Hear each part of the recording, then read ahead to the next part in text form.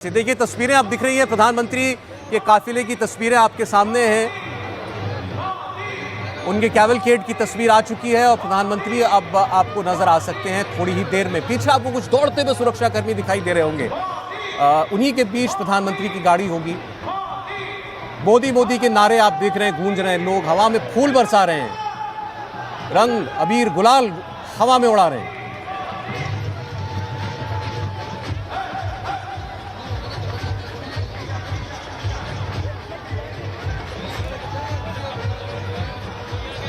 और प्रधानमंत्री को आप देख सकते हैं, उनके इस रोड शो की शुरुआत हो चुकी है। दिल्ली में ऐसा कोई पहला कार्यक्रम है जो प्रधानमंत्री कर रहे हैं। रोड शो तो उन्होंने अनेक किए हैं। गुजरात में अभी उन्होंने अब तक का सबसे लंबा रोड शो 50 किलोमीटर लंबा रोड शो किया था।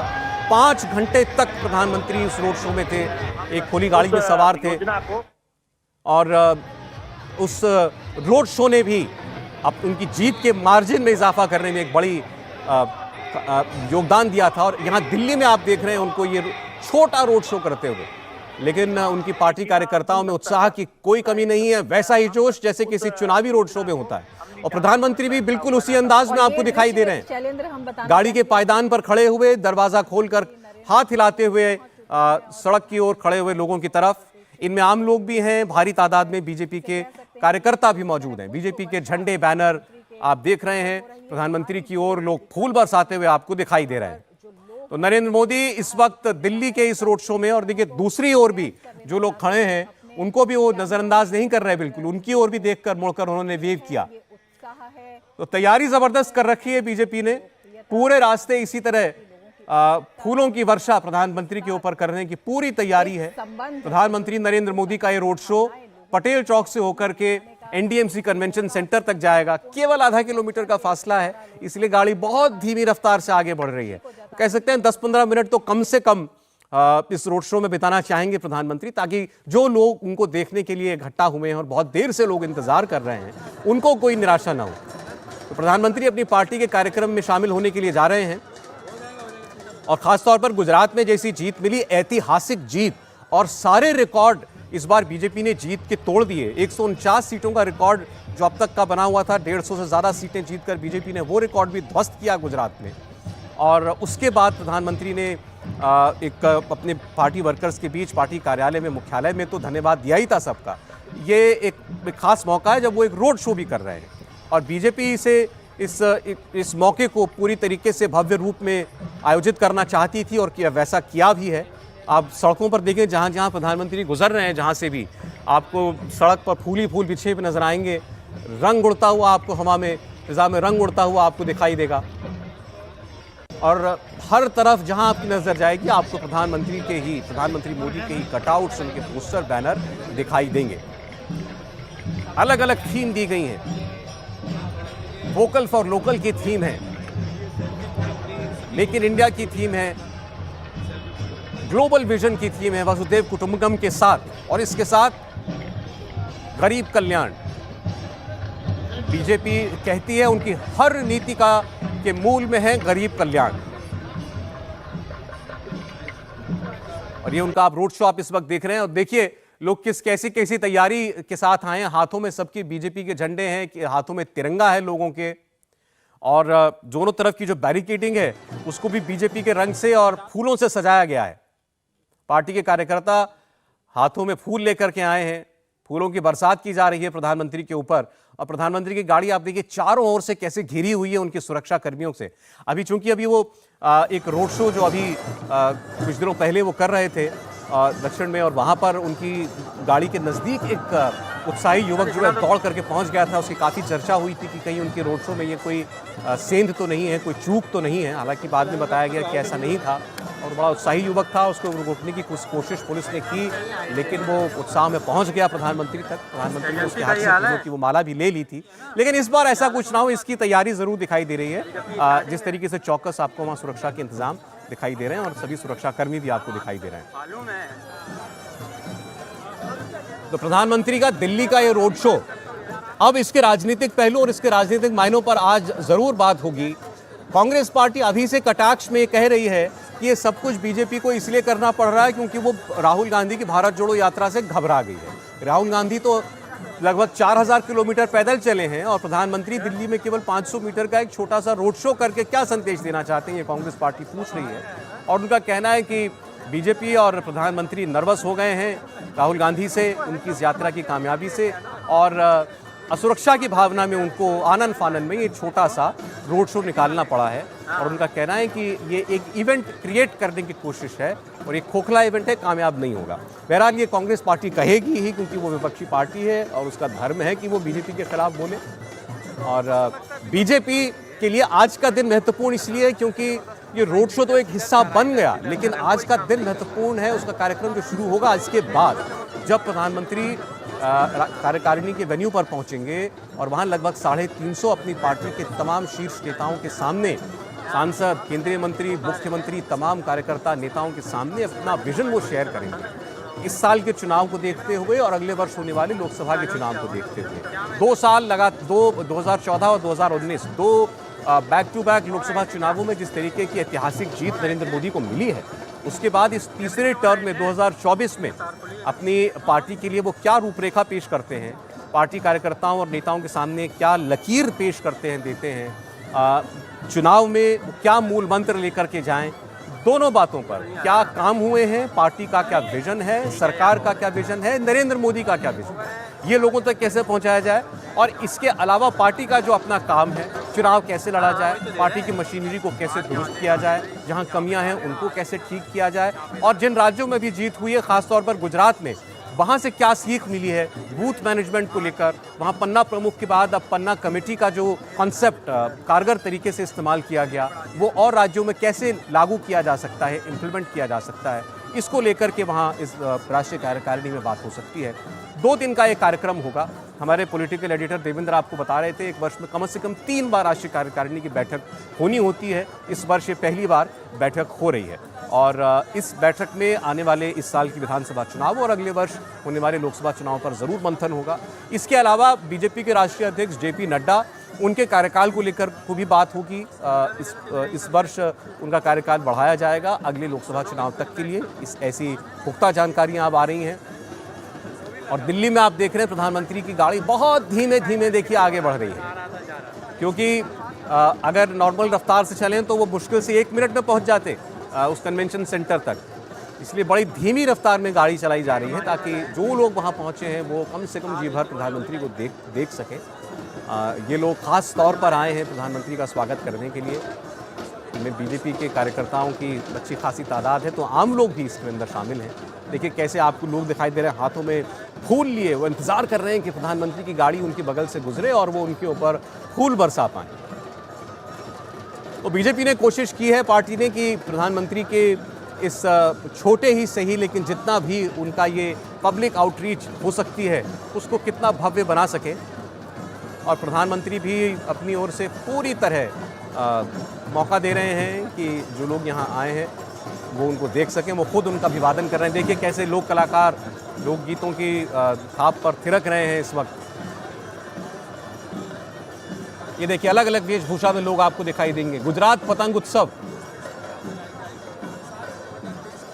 अभी उत्तरायण का पर्व गया है, मकर संक्रांति गई है, उसकी भी एक छाप आपको दिखाई दे रही है। पिछली कार्यकारिणी में आपको याद हो प्रधानमंत्री ने एक बड़ा मैसेज ये दिया था कि पार्टी को अब उन तबकों के बीच जाकर काम करना चाहिए जो परंपरागत रूप से पार्टी का कोर समर्थक नहीं माने जाते हैं। ख़ास तौर पर उन्होंने जिक्र किया था सबसे गरीब तबका मुसलमानों का है, जिनको पसमानदा मुसलमान कहा जाता है, उनके बीच पार्टी और सरकार की नीतियों को लेकर के जाएं, कार्यक्रमों को लेकर के जाएं और उनको बताएं कि सरकार उनके लिए क्या कर रही है। अब इस बार अगली कार्यकारिणी में वो बैठक हुई थी हैदराबाद में, चुनावी राज्य है तेलंगाना, इस बार दिल्ली में ये बैठक हो रही है। यहाँ प्रधानमंत्री अपनी ओर से पार्टी को क्या सुझाव देते हैं, निर्देश देते हैं, ये देखना होगा। प्रधानमंत्री के रोड शो की लाइव तस्वीरें देख रहे हैं इस वक्त आप। पटेल चौक से चलकर एनडीएमसी कन्वेंशन सेंटर तक उनको पहुंचना है। छोटे से रास्ते में हजारों की तादाद में कार्यकर्ता पार्टी के पहुंच गए हैं।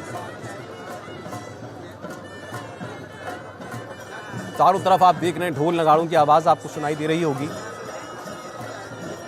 और बस पहुंचने ही वाले हैं वो एनडीएमसी कन्वेंशन सेंटर, जहां आपने देखा तमाम बीजेपी के टॉप लीडर्स पहुंच चुके हैं। गृहमंत्री अमित शाह, रक्षा मंत्री राजनाथ सिंह, वित्त मंत्री Nirmala Sitharaman, foreign minister doctor S Jaishankar, सबको आपने देखा। मुख्यमंत्रियों में योगी आदित्यनाथ पहुंचे हुए हैं वहां पर, हेमंत बिस्वा शर्मा, भूपेंद्र पटेल वहां पहुंचे हुए हैं, उप मुख्यमंत्री महाराष्ट्र के देवेंद्र फडणवीस, एमएल खट्टर, मध्य प्रदेश के मुख्यमंत्री शिवराज सिंह चौहान।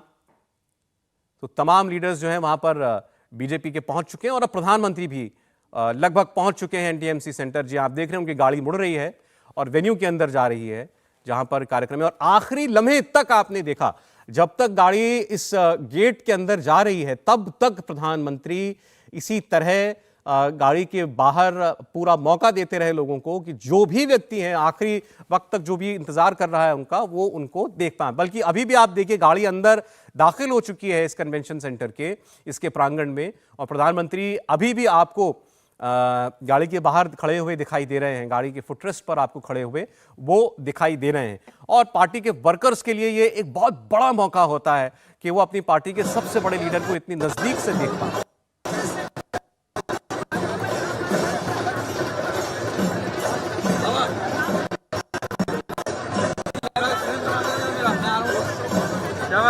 देखिए जो वहां पर लोक कलाकार पहुंचे हैं, सबसे पहले उनकी ओर आगे हाथ जोड़कर उनका अभिवादन करते हुए प्रधानमंत्री आगे बढ़ रहे हैं। इस वक्त इस एनडीएमसी कन्वेंशन सेंटर के अंदर वो दाखिल हो रहे हैं और इसका जो बिल्कुल एंट्री गेट है वहीं पर इस कार्यक्रम की थीम रखी हुई है, गरीब कल्याण हमारा संकल्प। बीजेपी ने अपनी ओर से यही सोच वहां दिखाई है। एक प्रदर्शनी बाहर रखी गई है, इसमें अलग अलग जो भी कार्यक्रम चलाए जा रहे हैं सरकार के द्वारा वो यहां पर प्रदर्शित किए गए हैं।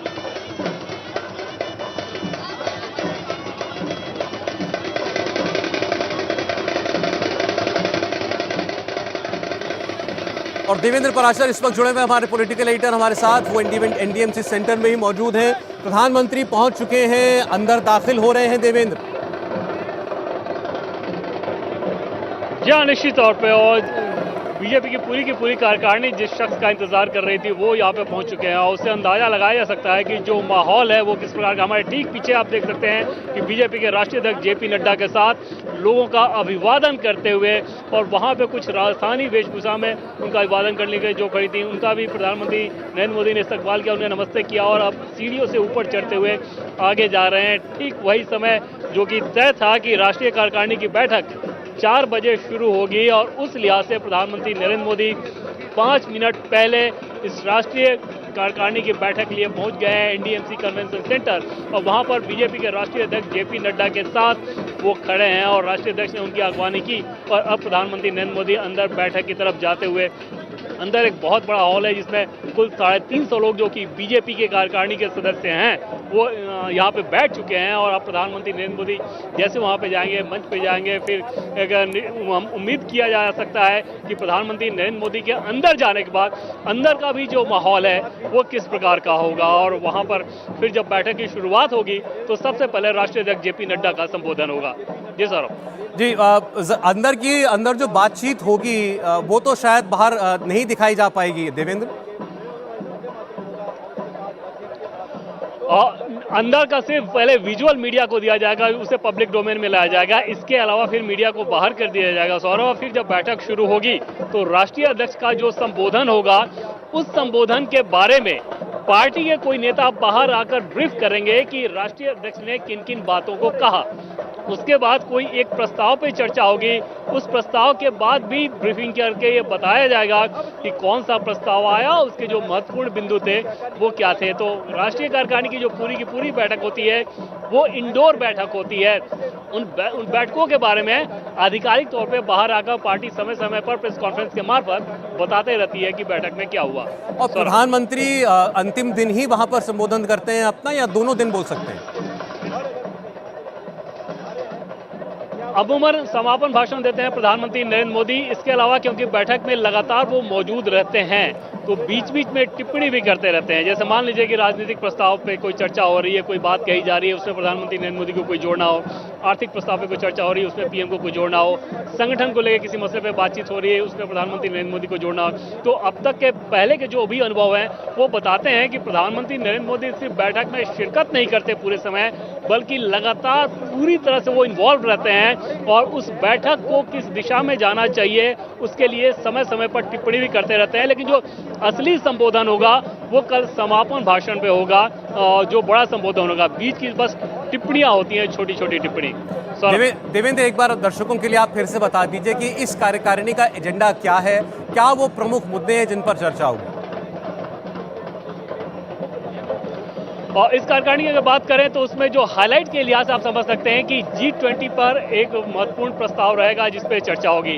इसके अलावा राजनीतिक और आर्थिक इन दोनों पहलुओं पे जो जो प्रमुख बिंदु हैं देश के या दुनिया के, उसमें देश कैसे परफॉर्म कर रहा है, देश क्या सोच रहा है, सरकार ने क्या सोचा, देश को कैसे आगे जाना है, इन सारे मसलों को लेकर चर्चा होती है। और इसके अलावा जो संगठनिक कार्यक्रम हैं वो तो एजेंडा में रहते ही रहते हैं कार्यकारिणी के, क्योंकि संगठन को भी मजबूत करने का लक्ष्य रहता है ऐसी कार्यकारिणी के मार्फत। और उसमें एजेंडा तय किया जाता है कि दो चीजें सौरभ हो जाती है। पहली बात तो ये कि आपको संगठन को कैसे मजबूत करना है, उसके लिए क्या करना है, संगठन का कैसे विस्तार करना है, उसके लिए क्या करना चाहिए। दूसरी चीज कि सरकार के जो कामकाज हैं उसको जनता के बीच कैसे लेकर जाया जाए, और अगर आप विपक्ष में हैं तो वहां की जो सरकार है उसको कटघरे में खड़ा कैसे किया जाए, इसके लिए क्या कार्यक्रम होने चाहिए। इन सारे पहलुओं पर चर्चा होगी और ये सब कुछ इस एजेंडे में रहेगा। ठीक जी देवेंद्र, आपके पास हम आएंगे थोड़ी देर में। अब चूंकि कार्यक्रम ये शुरू हुआ है और इसको लेकर आपने देखा कि बहुत पॉलिटिकल कमेंट्स भी आए। कांग्रेस पार्टी ने ये भी एक तरीके से मजाक भी उड़ाया इस छोटे से रोड शो का प्रधानमंत्री की, और कहा कि ये सब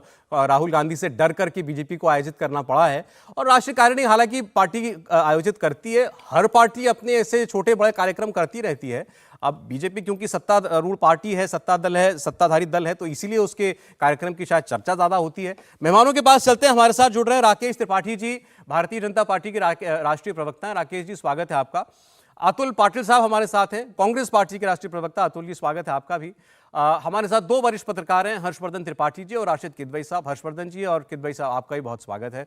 तो शुरुआत में त्रिपाठी साहब आपसे करना चाहता हूँ। वही हमारे सहयोगी बता रहे थे कि क्या क्या चर्चाएं हो सकती हैं इस कार्यक्रम में। देवेंद्र खबर रखते हैं पॉलिटिक्स पर अंदर की, लेकिन आपके विरोधी जो हैं भी, पाटिल साहब की पार्टी, वो ये कह रही है कि ये सब कुछ इसलिए करना पड़ रहा है क्योंकि पिछले 2-3 महीने से चर्चा में केवल राहुल गांधी हैं। कोई हेडलाइन बना नहीं पा रही बीजेपी, और खासकर गुजरात के चुनाव के बाद तो सब जहां देखिए राहुल गांधी की चर्चा। वो तो 4000 किलोमीटर चले, प्रधानमंत्री आज 500 मीटर का रोड शो कर रहे हैं।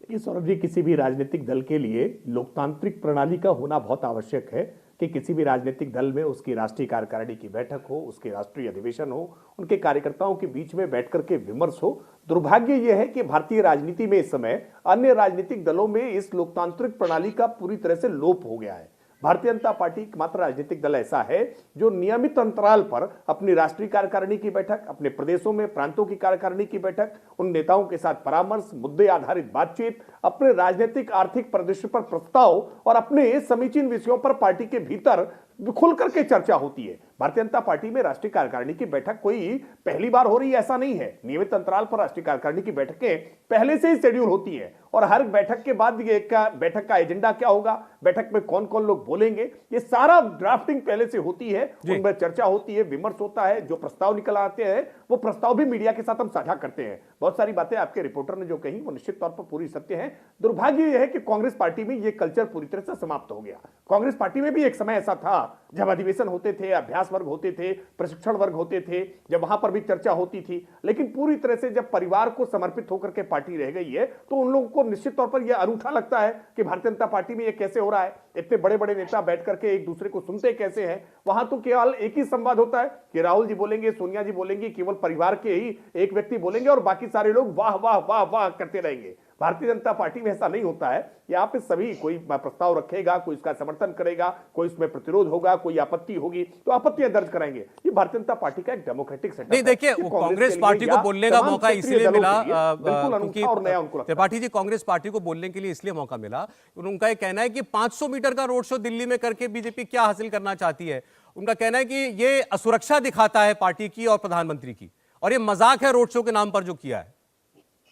नहीं, नहीं, ये रोड शो नहीं है, ये परंपरा में रहता है। जब भी इस तरह के बड़े आयोजन के कार्यक्रम होते हैं तो इस प्रकार की परंपरा रही है। राष्ट्रीय अध्यक्ष या पार्टी के जो शीर्ष नेता होते हैं वो इस प्रकार के रोड शो, शोभा यात्रा जिसको हम कहते हैं, इस प्रकार से करते हुए कार्यक्रम स्थल तक जाते हैं। ये कोई पहली बार नहीं हो रहा है। आप जब भी इससे पहले हमारी बैठकें राष्ट्रीय कार्यकारिणी की होती है, राष्ट्रीय अधिवेशन होते हैं, चाहे वो गोवा में हो, भुवनेश्वर में हो, देश के अलग अलग स्थानों पर, लखनऊ में जब भी होते हैं तो ये एक परंपरा के रूप में रहता है। ये कोई नवाचार कोई पहली बार किया है, ये हो सकता है कि अतुल जी ने पहली बार देखा है। कांग्रेस पार्टी के नेताओं के लिए थोड़ा सा मुश्किल उनको हो रही है, वो हर बात को कैसे घुमा फिरा करके राहुल गांधी जी तक कैसे ले जाएं। इस बात का प्रशिक्षण बाकायदा कांग्रेस के नेताओं को दिया जाता है कि कोई भी बात हो, किसी तरह की बात हो, हर बात को घुमा करके राहुल गांधी जी की यात्रा पर लेकर के आए। जबकि सच्चाई यह है कि 9 दिन चले 2.5 कोस की अवस्था हो गई है। राहुल गांधी की इतनी यात्रा के बाद भी उनकी जो छवि बदलने का प्रयास था ना, वो छवि बदली नहीं। और मस्खरे के तौर पर, हंसोड़ के तौर पर जब जब राहुल गांधी जी प्रेस कॉन्फ्रेंस करते हैं तो उस दिन मनोरंजन जगत अपने आप को समृद्धशाली महसूस करता है कि कोई ऐसा नई बात कहेंगे जिस पर दिन भर चुटकुले, मीम्स बनते रहेंगे कि राहुल गांधी जी ने राहुल गांधी जी को मार दिया। तमाम प्रकार की ऐसी बातें करते हैं। मैं मानता हूं कि इस तरह इस बात की तुलना करना ये बिल्कुल, इसका भाई आपने जो शब्द इस्तेमाल किया इसका जवाब अतुल जी दें, बेहतर है। आपने कहा कि कांग्रेस की कोशिश ये है कार्यक्रम बीजेपी का उसको भी राहुल गांधी से जोड़ दो। अतुल जी, नहीं, ऐसा है कि अगर देश के प्रधानमंत्री राहुल जी से प्रेरित होकर यात्रा करते हैं, भले इतने दूर का इतना लंबा फासला उन्होंने तय किया, टीवी पर मुझे देख रहा हूँ, 2 घंटा हो गया है, मैं देख रहा हूँ तो काफी लंबा फासला लग रहा था। मैचिंग था काफी। वो 12 करोड़ का रेंज रोवर गाड़ी, वो भी ब्लैक, और प्रधानमंत्री जी के जो कपड़े हैं वो भी मस्त एकदम मैचिंग अच्छा लग रहा था वो। यानी मैं उस पर टीका टिप्पणी नहीं कर रहा हूँ, अच्छा लग रहा था, बहुत सुंदर लग रहा था। तो उन्होंने जो कहा हमारे मित्र ने शोभा यात्रा, हाँ, ये शोभा यात्रा ही है ना, सही कहा उन्होंने। लेकिन ऐसी शोभा यात्रा मैंने पहली बार देखी है, क्योंकि एक बार 8-10 किलोमीटर चले थे। अंतिम यात्रा थी स्वर्गीय प्रधानमंत्री, माजी प्रधानमंत्री अटल बिहारी वाजपेयी जी के पसीना पसीना हो गए थे। तो ये जो है ये शोभा यात्रा थी, उन्होंने, अच्छा हुआ बीजेपी के प्रवक्ता ने खुद ही कह दिया ये शोभा यात्रा थी, कांग्रेस में ऐसा होता नहीं है।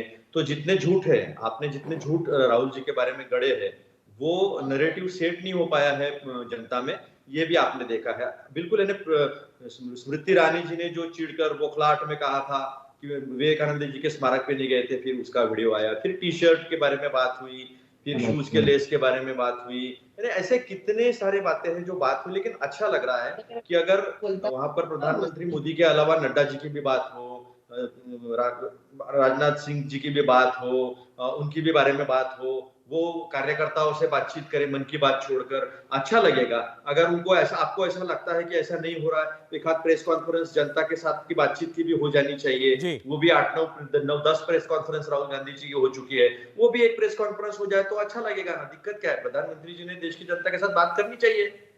500 मीटर का रोड शो हुआ तो क्या हुआ, वो भी लंबा ही रोड शो है ना।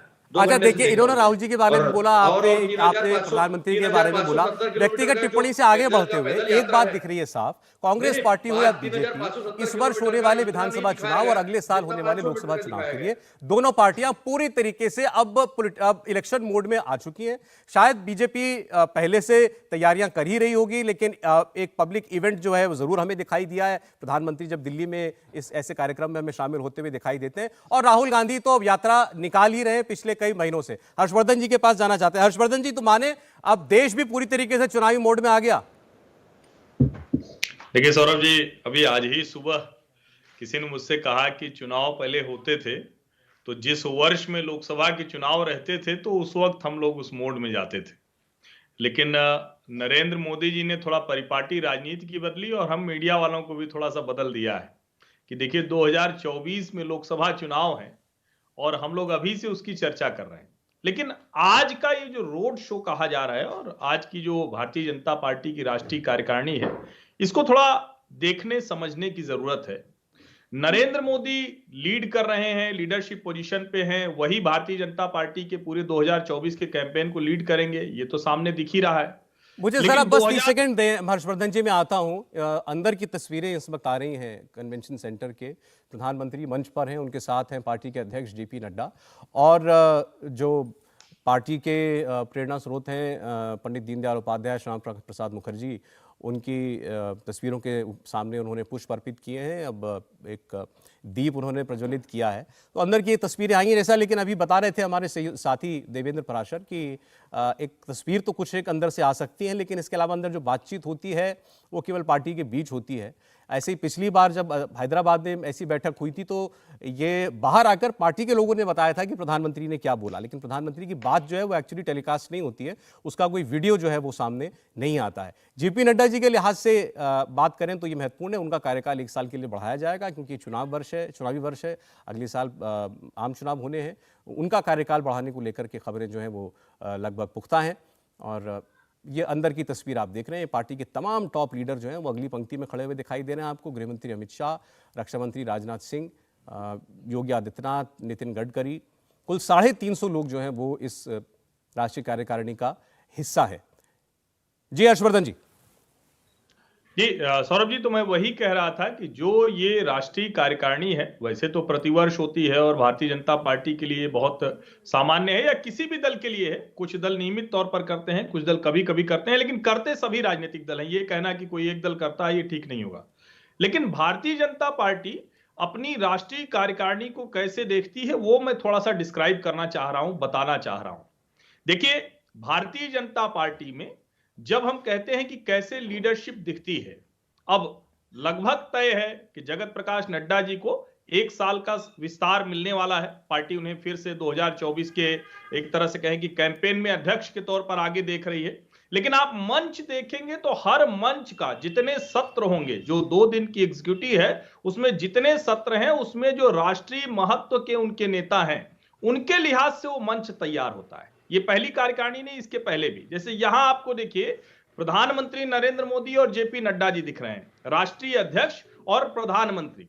इसके अलावा जो अलग अलग सत्र होंगे जिसमें आर्थिक विषय पर प्रस्ताव आना है, रक्षा विषय पर प्रस्ताव आना है, G20 की प्रेसिडेंसी को लेकर भारत की क्या भूमिका होगी, और उसमें दुनिया की सबसे बड़ी पार्टी होने के नाते भाजपा की क्या भूमिका होगी, उसमें भारतीय जनता पार्टी की राज्य सरकारों की क्या भूमिका होने जा रही, यह भी बहुत महत्वपूर्ण तरीके से आज चिन्हित होगा। आज प्रधानमंत्री अपने सभी मुख्यमंत्रियों को, जो शायद बाद में बाहर आएगा, वो संदेश देने वाले हैं जिसमें वो बताएंगे कि G20 प्रेसिडेंसी को हर राज्य अपने हक में कैसे इस्तेमाल कर सकता है।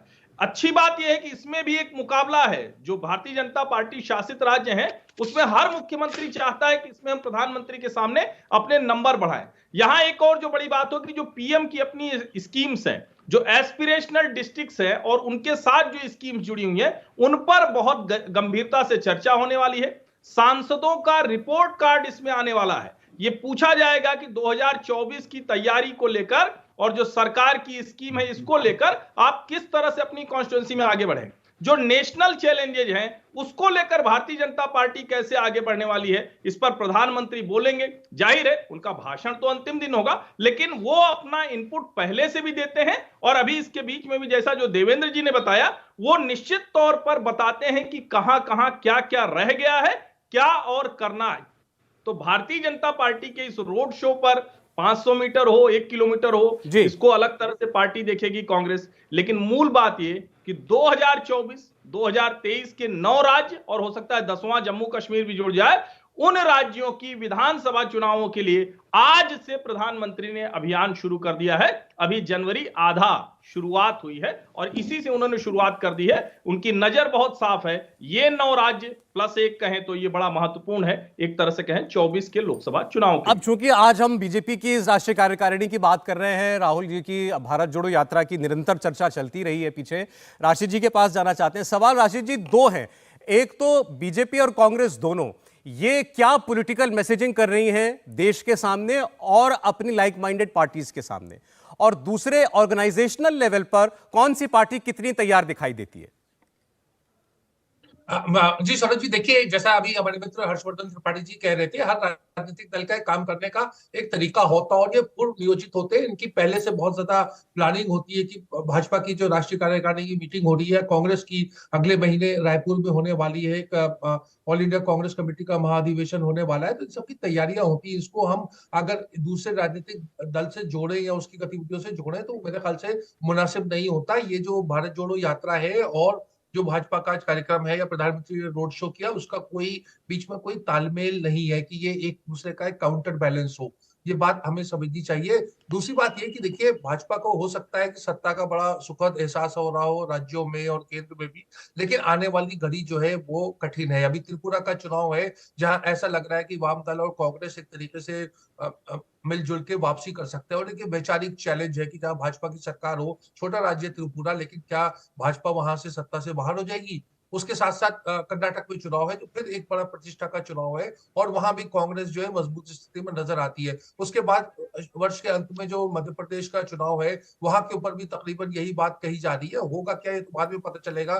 छत्तीसगढ़ में कांग्रेस मजबूत है, उसको वहां भाजपा कैसे उखाड़ फेंके वो प्रश्न है। राजस्थान में कांग्रेस के भाजपा के लिए बड़ी अच्छी फिजा नजर आती है, लेकिन उसमें महारानी वसुंधरा राजे सिंधिया का क्या रोल होगा, किस तरह की वहां उठापटक होगी, ये तमाम चीजें देखनी है। तो भाजपा के सामने भी बहुत सारे चैलेंज है और वो गंभीर रूप से उसको डिस्कस करना चाहती है। कांग्रेस का एक रोड मैप दूसरा है। मुझे लगता है कांग्रेस में अभी एक नॉन गांधी परिवार का अध्यक्ष है खड़गे, वो कर्नाटक उनका गृह राज्य है, वो वहां कैसे पैतरे दिखाते हैं। तो 23 का जो मामला जो है वो सेमीफाइनल की हैसियत रखता है, फाइनल जी। जो है वो 24 में ही होगा। नहीं, ये आपने जो कहा ना कि 23 जो है वो सेमीफाइनल है, 24 फाइनल, ये हम हर लोकसभा चुनाव के पहले देखते हैं, लेकिन कई बार होता है कि जो सेमीफाइनल जीतता है वो फाइनल हार जाता है। ऐसा हमने दोनों पक्षों के साथ होता हुआ देखा है। लेकिन एक एक अगर चुनाव की बात करें, जिन जिन राज्यों में इस वर्ष चुनाव होना है, राकेश जी देखिए, कांग्रेस पार्टी और पूरा विपक्षी दल क्या इस वक्त कह रहे हैं आपके बारे में कि बीजेपी की केंद्र में सत्ता है, ठीक है, लेकिन राज्यों में ये देखिए ना कि बीजेपी ने कौन कौन से राज्य अपने दम पर जीते हैं। गुजरात, उत्तर प्रदेश, आसाम और त्रिपुरा, इनको छोड़ दें, मध्य प्रदेश आपने चुराया है, महाराष्ट्र आपने चुराया है, कर्नाटक में आप सेंधमारी करके आए हैं, तो ये तो आप जीते नहीं है। तो मैं एक एक राज्य से, राज्य दर राज्य बात करता हूं आपसे। पहले दक्षिण से शुरुआत करते हैं, कर्नाटक की बात कर लेते हैं। कर्नाटक में बताया जा रहा है पहले आप बड़ी मुसीबत में हैं, मुख्यमंत्री के काम से खुश नहीं है जनता, या आप खुश नहीं है, लेकिन आपके पास कोई विकल्प नहीं है।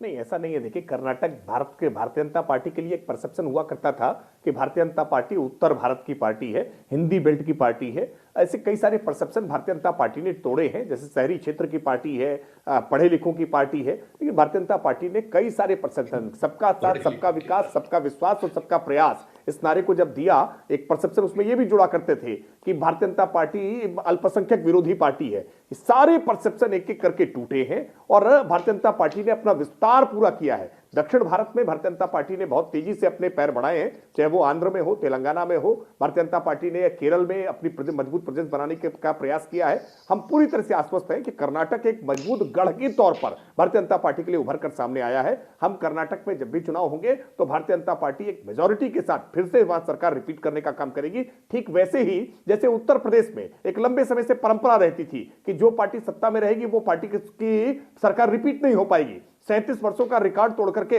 भारतीय जनता पार्टी ने उत्तर प्रदेश में भी सत्ता रिपीट की थी। हम कर्नाटक में भी ऐसा ही रिकॉर्ड खड़ा करेंगे। भारतीय जनता देखिए, मैंने आज कर्नाटक कर्नाटक की पहले इसलिए बात की है क्योंकि प्रियंका गांधी वाड्रा आज कर्नाटक में ही है। उन्होंने कैंपेन की शुरुआत कर दी अपनी पार्टी के। नहीं, ये बात तो सही है कि आजकल प्रियंका वाड्रा ही कैंपेन की शुरुआत कर रही है, क्योंकि राहुल गांधी जी जहां जहां पहुंच जाते हैं ना, वहां तो पराजय सुनिश्चित हो जाती है। और इसीलिए हिमाचल में पूरा प्रयास किया था कि किसी भी तरह से राहुल गांधी के कार्यक्रम हिमाचल में ना लगने पाए, क्योंकि अगर राहुल गांधी जी के कार्यक्रम हिमाचल में लग गए होते तो जो 0.9% वोट केवल कांग्रेस पार्टी को हिमाचल में ज्यादा मिले हैं ना, निश्चित तौर पर वो उनके वोट कम हो जाते और हिमाचल में भारतीय जनता पार्टी की सरकार राकेश जी, फिर तो आप ऐसा राहुल जी कीजिए के कि गुजरात में जो कार्यक्रम आपको जीत मिली है उसका श्रेय भी राहुल गांधी को दे दीजिए। उन्होंने एक दिन में 2 सभाएं की थी, फिर अपनी खुद को श्रेय मत दीजिए। फिर नहीं, राहुल गांधी जी को श्रेय देने से हम बिल्कुल पीछे नहीं हटेंगे।